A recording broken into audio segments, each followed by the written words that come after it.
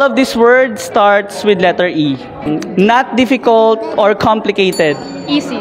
Huh? Easy. Correct. All right. To put food into the mouth.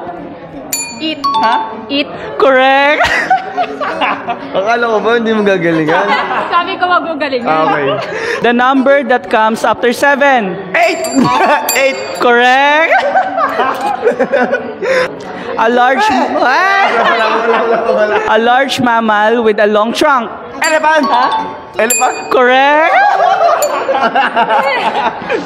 Ito. A system for sending and receiving electronic messages. Email. Ano? Email. Correct. Suitable for use as food. Edible. Edible. Correct. Hey, baka Sophia yan. Ito na. Putting yourself in someone else's shoes. Emotion. Emotion. Wrong. Ano po? Putting yourself in someone else's shoes. Empathy? Empathy, empath, something ganun. Sige, ano yun? Empathy. Correct.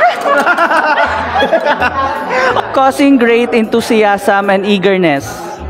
Ano ulit? Causing great enthusiasm and eagerness. Excitement. Excitement. Correct. To become large. Enlarge. Ay. Correct.